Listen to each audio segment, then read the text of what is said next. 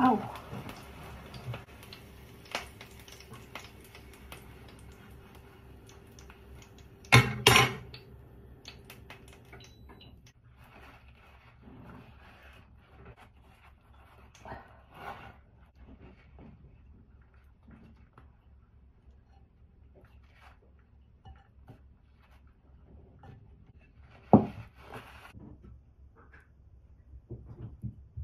Hi guys, just come home from funeral and I'm hungry. Normally after funeral merong yung pika-pika, pero ayaw ko kasi malamig. I was looking forward to go back home kasi ang akala ko na-defrost na yung isda ko. Ayan, binabad ko siya. Ito dapat yung lutuin ko after funeral. Kaso hindi siya na-defrost guys. Dinefrost ko siya. Oo nga pala, kasalanan ko din. Ano na, 11 ng umaga. Tapos umalis kami mga 11:45. Tapos dumating kami, anong oras na ba? Well, mga nearly 1 kasi 2 o'clock na ngayon. And then I have to have coffee dahil ang sobrang sarap ng coffee na to. Malapit na maubos. Ito yung coffee na sinasabi kong masarap. Itong spam leftover to kahapon. Niluto ko na lang din. Atat pa man din akong uwi kasi akala ko yung isda na defrost na. Yung isda po kasi ano to fresh. Ano siya, talagang bagong huli siya. Maya na lang tulutuin. I'm so hungry. Anyway guys, I'm going to eat my breakfast, lunch, whatever, dinner na to. Punta na rin tayo ng Marks Spencer kasi nga maganda yung araw, mainit siya. Hindi pa rin ako nagbihis guys. Habang nagla-lunch ako, dahil sa sobrang gutom, nabulunan ako, bumara yung pagkain. As in, grabe. Bumara talaga yung pagkain. Mayroon palang ganun, no? So, someone telling me that, Rochelle, go for a walk. So, this is me. Yung reception pala, guys, ng funeral, andito lang din. Madadaanan ko lang. I'm pretty sure busy to sila. Halos magkatabi lang yung reception ng funeral sa Marks Spencer. Marami tong lasing ngayon. Hindi ako magbablog kasi stranger sa kanila yon. I'm pretty sure marami sa labas nagtatambay. Tingnan natin kung makapag-vlog ako, no? Madadaanan natin yung ano ba, after funeral.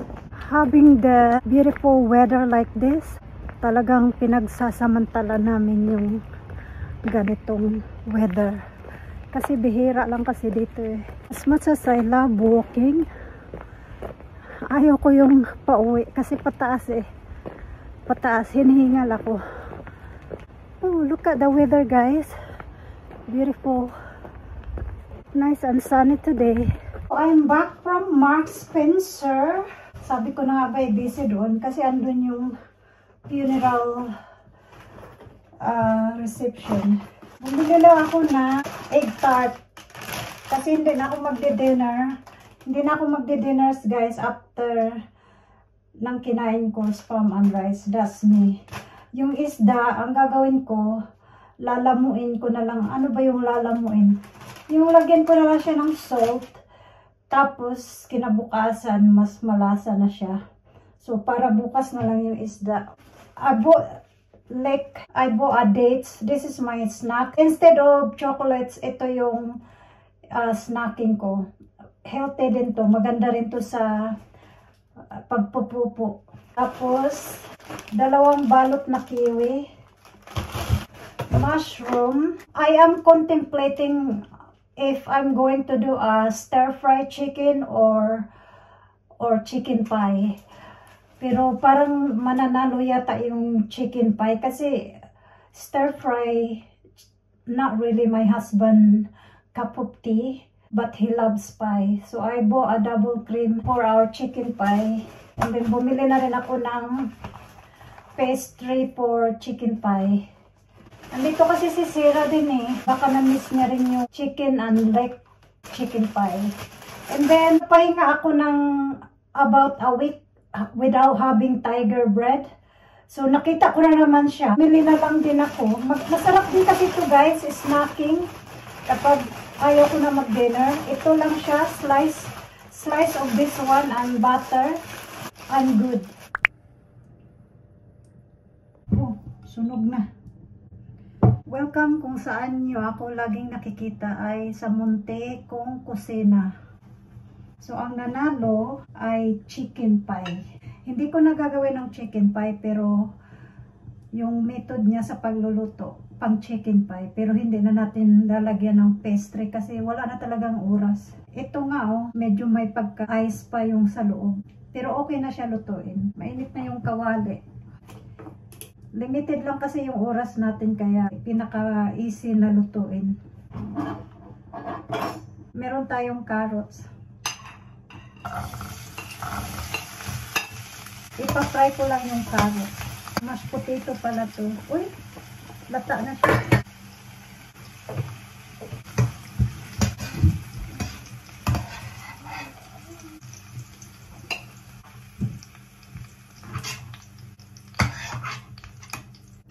Hinango ko muna. Tapos, isote natin yung chicken.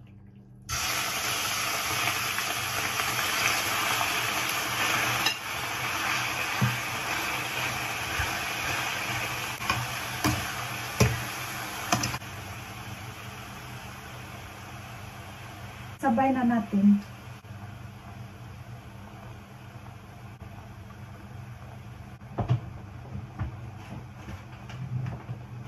Hanguin muna natin yung chicken.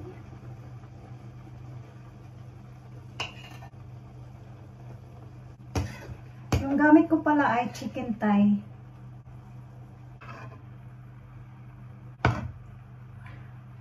Lagyan natin yung leg.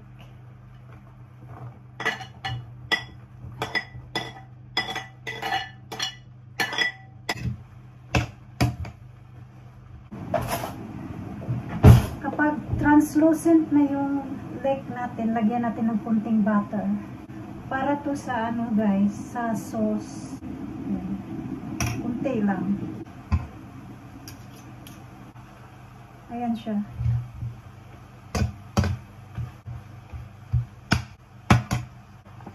Mag-add tayo ng flour. Pinaka ano natin, butter na.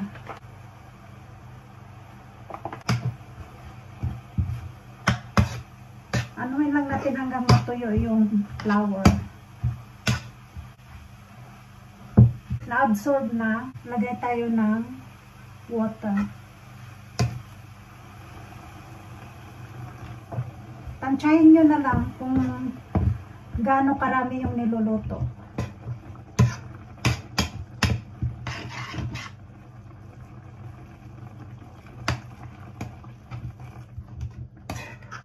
Sabay na natin yung carrots. Pati yung chicken.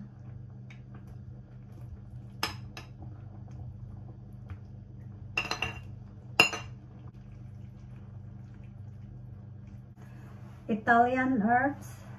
Additional lang to. Gusto ko lang mag-add.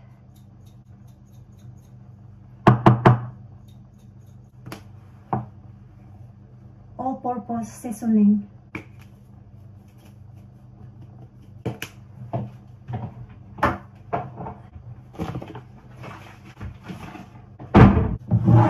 Black pepper.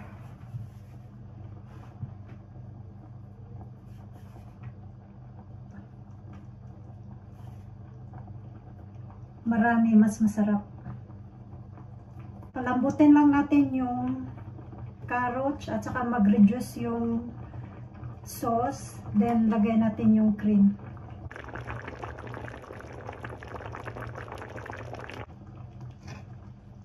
Tikman.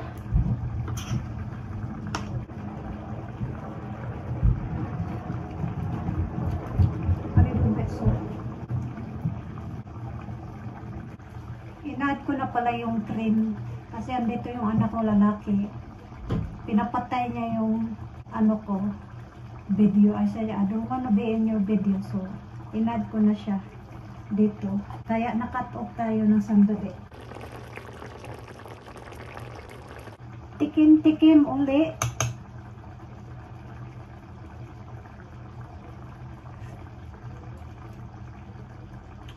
The best.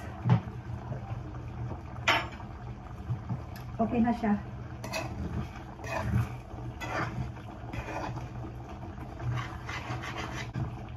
Technically, luto na to. Hintay na lang natin darating yung asawa ko.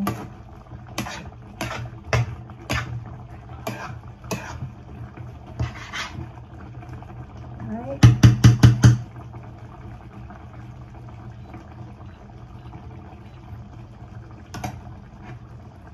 Simmer na lang natin.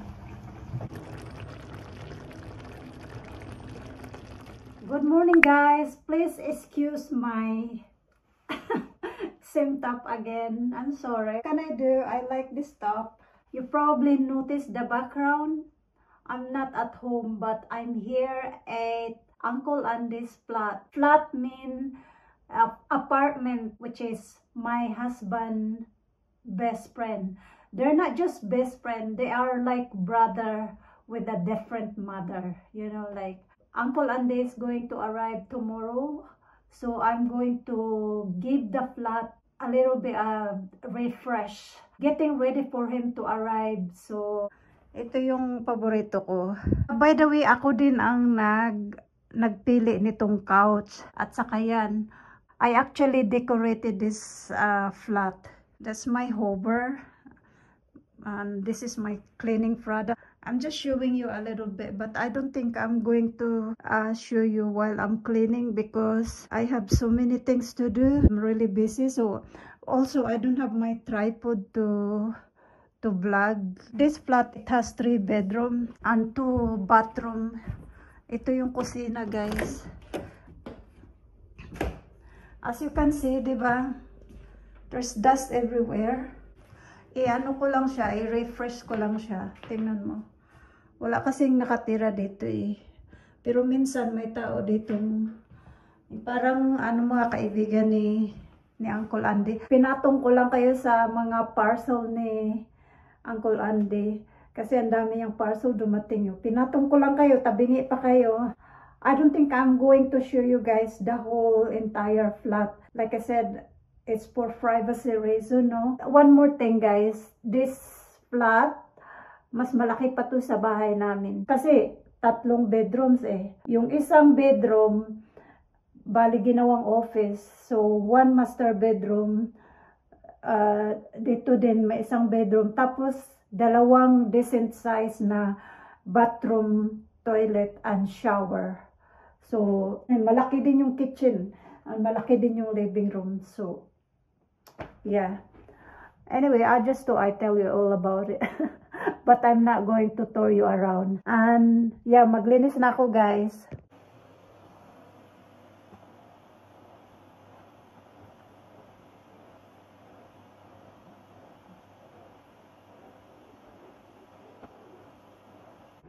Done and dusted. Natapos rin. Sorry, this is the only area I'm going to show you.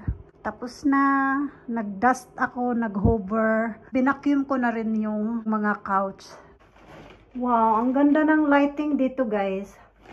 Wala tayong makeup. But look at my face, how bright. Anyway, I have to go. Need to go back to my home as well and clean a little bit. And I need to go to Tesco.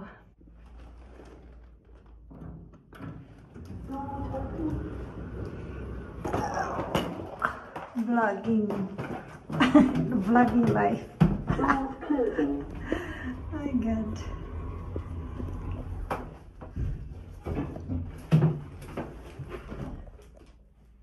First floor. Ground floor. Itsura ng cleaner, oh.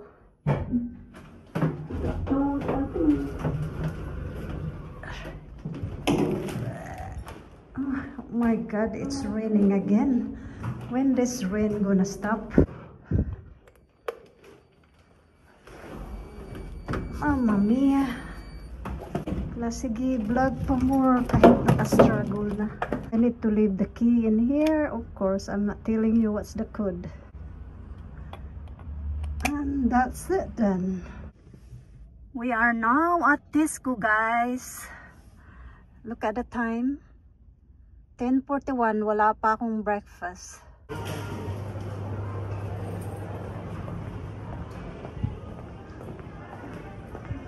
Alright guys, let's go home. I don't really need to show you every supermarket I go to, Ama.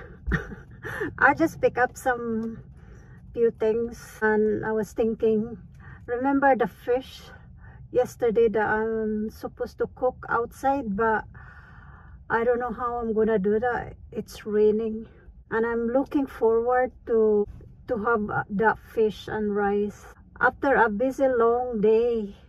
Kapag may gusto, may paraan. Tama ba? Itsura ng cleaner, oh. Let's go, guys. Nagawa natin ang paraan. Lalabanan natin yung ulan. Oh, di ba? Nakapagprito din.